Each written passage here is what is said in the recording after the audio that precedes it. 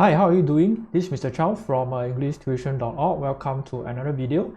So in today's video, I'm going to discuss what some of the things that students can do to improve on their composition writing, especially where we are now into the school holidays and students tend to have a bit more time on their hands. So without further ado, let's take a look at how to quickly improve your writing during the school holidays. And we are here to discuss a 4-week plan so that over the course of 4 weeks, students will know what to do in order to improve themselves so that when the school reopens, they have better writing skills and then they can look forward to getting better grades in school. So let's get started. First of all, before I get into the 4-week plan, let's discuss a little bit about the background information as to why I decided to come up with this video. So I get regular requests to conduct composition writing classes, especially during the school holidays, and I get emails or WhatsApp messages from parents asking me if I only conduct creative writing courses for the school holidays alone. So the parents are thinking, oh, my child is weak in writing, so he or she maybe needs to attend some writing classes just to be very focused on the writing itself. But the truth is, the child may not be just weak in writing, right? He may be weak in grammar, vocabulary, or maybe content creation, or maybe all three. And as grammar and vocabulary is part of the language foundation, a 4-week time frame is not a reasonable amount of time, at least in my opinion, to see substantial progress. So I therefore hesitate to conduct such classes and use the holiday time to improve on my own teaching to benefit the students down the road. But if you are itching for some writing exercises for your child, maybe this video can come in useful. So before we start, what you will need is just some simple writing materials, either foolscap paper or highly recommended, just go and get some used exercise book for writing purposes, or maybe just get a brand new one for vocab building and just use that book for English language itself. So the first week is the vocabulary building phase, and the objective is to pick up some new words or phrases, and recommended over the course of a week, maybe the student can try to pick up between 20 to 30 new words or phrases. As sources, you can go to the library, National Library, borrow some storybooks, and then just pick out, hand pick some of the words and phrases that you can use. You can use word list if you have them. You can get the new words from magazines or maybe even from the internet, right? Just go and search for some model compositions, and then you can pick up some new words from there. Bear in mind that these new words and phrases are to be used later in your own composition. So focus on vocabulary that will help you to describe things, people, or even scenery. All right, and this is an important step as students with weak vocabulary tend to use back the same old phrases over and over and over again. Right? Remember, ring the school bell rang. Or how about happy as a lark, which in some schools they start to teach students these similes from as early as primary 3, and imagine what happens if you start using this in primary 3, 3, 4, 5, happy as a lark, or you start your story with one bright and sunny day, and these phrases have been used to death. And in fact, some students even continue to use them when they get to the secondary level. So they use their skills that they have acquired in primary school PSI level and think that those same skills will get them through their secondary school assignments or exams. All right, and then we see a secondary school level student starting the essay with one bright and sunny day, right? That doesn't really reflect very well on the student, because it says that the student hasn't been doing a lot on building up their vocabulary. So make sure you write down and learn some new words and phrases during the holidays so that when school reopens, you have something new to use. So now let's move on to week 2, and week 2 is the character building phase. What do I mean?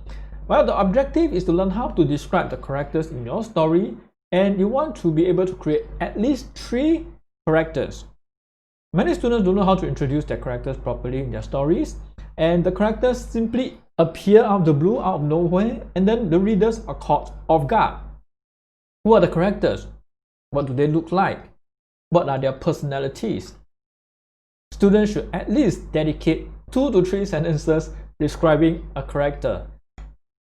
Now your story should have at least two characters, so most likely a protagonist, which is the good guy, and an antagonist, which is the bad guy. So for example, if you're writing a story about bully, then your antagonist would be the bully himself, okay? And then the protagonist could be somebody who stands up for the victim, right? That's the good guy, okay? But you're going to describe them to the reader. How do they look like? All right, and take this as a fun process in your journal. Create at least 3 characters using some of the new words and phrases that you have learned in week 1. So that is the objective for week 2. All right, be sure to complete this exercise before you move on to week 3. And remember, make your characters as interesting as possible. And week 3 is about climax building. And the objective is learn how to write good climaxes for your composition. And we want to be able to create a possible 3 climaxes so that you get enough practice. Now, many students fail to realize the importance of the climax. Now, the climax is the most interesting part of the story. So what they do is they either leave out the climax completely, that means there's no climax, the story is flat throughout, or they just don't give enough attention to the climax. All right, maybe they give a lot of attention to the introduction, 1 full page, right? But the climax itself only 1 or 2 sentences. All right, that's not enough, right? Remember, climax is the most interesting part of the story and it's the highlight of the story, and it deserves to be given more attention. So if you're not spending enough time developing the climax, your story is going to be average at best. Now, no one enjoys reading a boring story that doesn't peak. Climaxes, make sure that your climaxes should be exciting or contain some kind of dramatic effect, right? So the entire point of this week 3 exercise is to think about 3 possible climaxes for your stories and then write them down in your journal, right? And as for week 4, that's the final exercise. So what you're supposed to do after you've done whatever is asked from you, week 1, week 2, week 3. So week 4, the objective is to write a composition with at least 500 words. Okay, I think that maybe this is the facial expression that you have, right? What do you mean 500 words, right? PSLE, the requirement is just 150 words. But if you are too focused on the minimum word count, then you don't leave room for yourself to improve and write a good story. So what I suggest is you stop thinking about the word count for a moment and start to think of a good storyline for this exercise.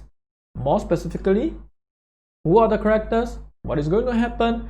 Is there a surprise or plot twist in your story? What is the climax? And how is the story going to end? And by the time you get to the end of the story, you may be surprised at how easy it is to reach that 500 words. So note that I did not mention a time frame for this exercise, so just forget about the time frame. This is a school holiday exercise, and I hope it can be a fun and enjoyable exercise and not a stressful one. The holiday is the best time to stretch your creative wings a little, okay, and just have fun writing your best story. All right? So once you have completed your 500 words composition, what next?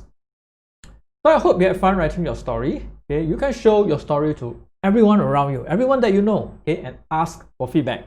Your parents, your tutors, teachers, friends, relatives, etc. And I am pretty sure they are more than happy to read your composition.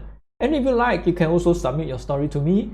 Just take a picture and send it to tutor@englishttuition.org, and maybe I can include them in my next video, or maybe perhaps give you some feedback as well. And again, have fun with the writing, and I've come to the end of the video. And I'll talk to you soon in the next video then. Bye bye.